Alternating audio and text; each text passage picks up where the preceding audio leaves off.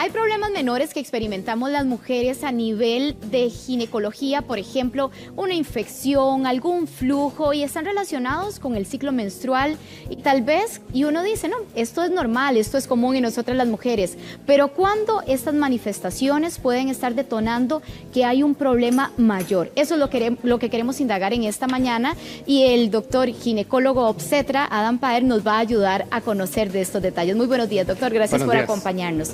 Doctor, ¿es posible que un cambio en el flujo vaginal sea la primera señal de que hay un problema de fondo? Sí, claro que sí. Definitivamente, o sea, el flujo vaginal puede ser normal, ¿verdad? Sobre todo si no tiene mal olor o no se asocia a picazón o ardor, ¿verdad? Y en cuanto al ciclo menstrual, definitivamente la cantidad de flujo más que el aspecto de la sangre es muy importante, ¿verdad?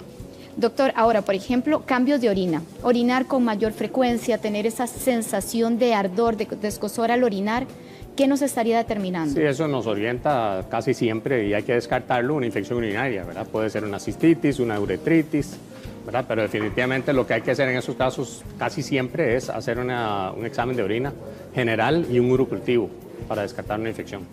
Doctor, por ejemplo, un tampón olvidado, algún objeto que se introduzca en la vagina, ¿puede ser el que determine una infección o el que detone una infección vaginal? Definitivamente, cualquier cuerpo extraño que se deje en la vagina puede asociarse a una infección hasta muy seria. Los tampones olvidados se asocian a un síndrome que se llama el síndrome de shock tóxico, que es sumamente raro, ¿verdad? Pero que puede inclusive ocasionar la muerte. Doctor, medicamentos, por ejemplo, algún medicamento que se introduce vía vaginal o un lavado vaginal, una ducha, como las conocemos popularmente, ¿podrían propiciar infecciones? Sí, las duchas vaginales yo nunca las recomiendo porque más bien van a cambiar la flora vaginal normal y entonces eso definitivamente puede predisponer a infecciones. Y doctor, por ejemplo, además de las duchas o utilizar las famosas toallitas diarias, protectores diarios que tienen aroma, ¿esto también podría...? Sí, cualquier cosa de esas puede producir una dermatitis de contacto a nivel vulvar. Entonces hay que tener cuidado con el lavado en exceso, usar ojalá jabones de pH neutro, ¿verdad? Para que son exclusivos para uso íntimo, ¿verdad? Eso ayuda a prevenir las infecciones, ¿verdad? Y no lavarse demasiado, ni usar mucho perfume, ni usar protectores con aroma y ese tipo de cosas. ¿Lubricantes vaginales, doctor? Bueno, los lubricantes son casi siempre a base de agua, entonces normalmente no irritan. Más bien a veces en algunas mujeres que tienen resequedad vaginal necesitan usar un lubricante. ¿Desodorantes vaginales, doctor? Igual, todas esas cosas que son extrañas, o sea, la vagina se limpia sola, ¿verdad? Entonces no es necesario estarse poniendo ni desodorantes ni ese tipo de cosas. Ahora, si hay un mal olor, hay que investigarlo, hay que consultar con el ginecólogo porque hay flujos que son anormales, que son infecciones vaginales como la vaginosis bacteriana, por ejemplo, y inclusive si es un olor muy fétido puede ser una infección más seria o hasta un cáncer. Que tenemos que tomarlo en cuenta. Ahora, doctor, depilación, que es un tema que está, incluso podríamos decir, de moda, pero genera esa incertidumbre en las mujeres. ¿Afecta o no afecta, doctor? Bueno, la depilación es un tema como una moda, diría yo, pero ya es una moda desde hace décadas, ¿verdad? Yo me acuerdo cuando yo empecé hace bastantes años, hace más o menos 20 años, las mujeres tenían vello, ¿verdad? Era la tendencia en esa época. Actualmente uno ve una mujer con vello y uno dice, uy, ¿qué es eso? ¿Verdad? Entonces es como una moda. Entonces realmente si eso predispone a infecciones o no creo, ¿verdad? Sin embargo, sí, el vello está ahí para algo, ¿verdad? El vello está ahí para prevenir infecciones y mantener bien la condición de la piel. Entonces, no se recomienda hacer depilaciones así intensas o rasurado, ¿verdad? Porque eso sí puede predisponer a infecciones. Tiene su razón de ser ese vello. Exactamente. Ahora, doctor, un dolor en la pelvis cuando no estamos en periodo menstrual, ¿qué podría ser el origen de este dolor? Bueno, el dolor pélvico también hay que investigarlo siempre. Siempre es importante hacer ultrasonido, pero lo más importante es que muchos problemas ginecológicos pueden no dar ningún síntoma. Entonces, por eso es importante consultar con el ginecólogo por lo menos una vez al año o cada 2 años para hacer este tipo de pruebas, ¿verdad? Doctor, pero es recurrente que las señoras se quejen que nos duele esta zona de acá, del bajo vientre que decimos popularmente. ¿Qué podría hacer la señora en casa cuando tiene ese tipo de malestar que ya es recurrente y dice, no, es que siempre me duele? Sí, bueno, esa es la parte difícil. El dolor pélvico crónico es bastante difícil, tiene muchas causas. Puede ser endometriosis, puede ser dolor con la regla simplemente, ¿verdad? Que no es causado por ninguna enfermedad secundaria, puede ser un quiste en el ovario, puede ser otro tipo de enfermedad.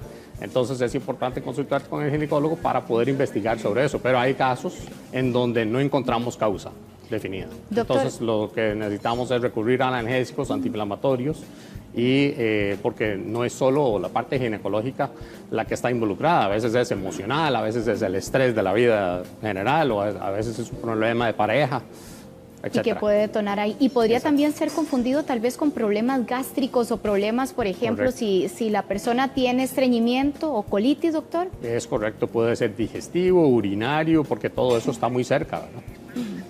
Ahora, doctor, vamos a hablar del sangrado vaginal. ¿Qué podría determinar un sangrado vaginal? ¿Qué le avisa a la mujer un sangrado vaginal? Bueno, eso es una pregunta sumamente importante porque el sangrado vaginal abundante o el sangrado menstrual abundante es un problema mundial seriosísimo que produce anemia por deficiencia de hierro y eso le afecta hasta la tercera parte de la población mundial. Entonces, si una mujer nota que está usando más de 3 o 4 toallas durante el ciclo o que se le empapa una toalla nocturna, eso nunca va a ser normal. Entonces hay que investigar a fondo este tipo de problemas porque puede ser un problema hormonal, puede ser un problema de cáncer, por ejemplo, o puede ser un problema de otro tipo, tumoral, ¿verdad? Por ejemplo, los fibromas producen mucho sangrado ocasionalmente y pueden producir anemia en la mujer y puede ser muy serio.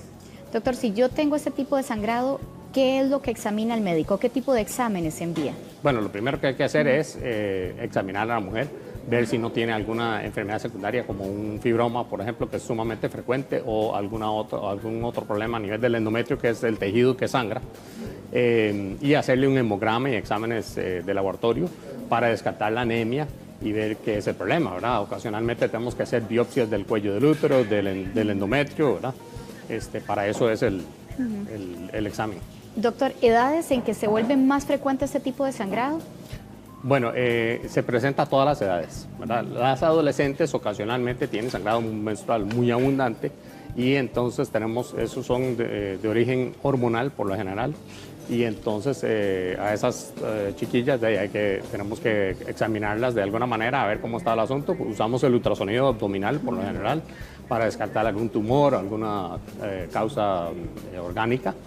Y si no encontramos ninguna causa orgánica, entonces tenemos que recurrir a las hormonas para ayudar a pararle el sangrado, a regulárselo. ¿Y cuando este sangrado ya es en una mujer, en una señora madura, doctor? Lo primero que hay que descartar es el cáncer en estos casos. El sangrado menstrual abundante es sumamente frecuente, no causado por cáncer, y tenemos muchos métodos hormonales que podemos usar para disminuir el sangrado, ¿no? Doctor, ¿y si ese sangrado no es en el periodo menstrual?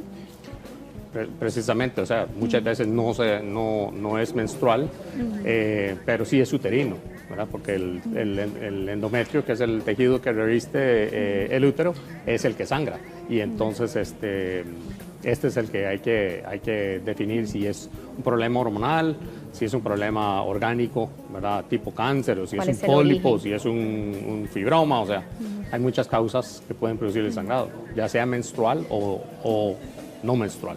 ¿Y si estos sangrados son en una población más joven todavía, de niñas entre 10, 14 años, doctor?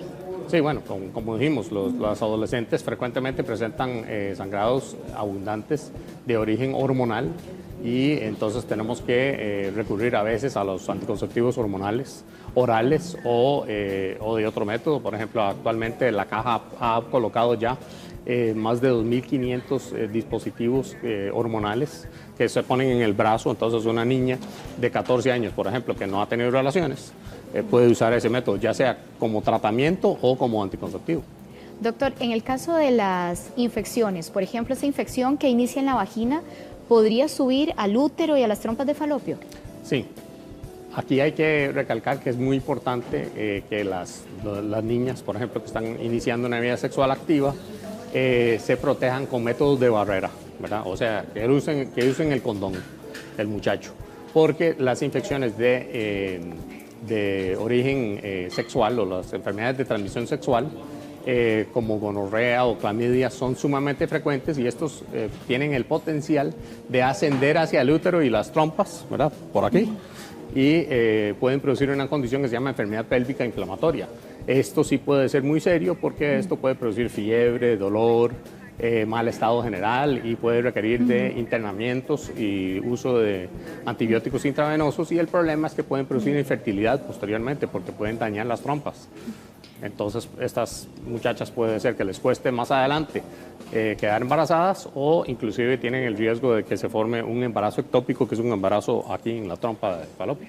Doctor, si el origen de la infección es bacteriana, ¿qué sintomatología da o cómo se diferencia de las otras? Bueno, por lo general, muchos de las infecciones bacterianas, el problema es que no dan síntomas, ¿verdad? Son asintomáticas. Pueden ser asintomáticas, pero generalmente van a producir un flujo más amarillento, verdoso, espumoso, que huele mal, ¿verdad? Ese tipo de flujos pueden orientar ya sea a una infección por parásitos. Hay un parásito que se llama tricomonas, que ocasionalmente produce ese tipo de infecciones. Es una enfermedad de transmisión sexual, es fácil de tratar, pero produce flujo de ese tipo. Si una mujer tiene flujo de ese tipo, amarillo, espumoso, verdoso, que huele feo, o sea, es muy fácil de hacer el diagnóstico, ¿verdad? Porque está presentando eso. El problema es, por ejemplo, la clamidia a veces no produce ningún síntoma, ningún tipo de flujo, o produce un flujo transparente o blanquecino, líquido, grisáceo, ¿verdad?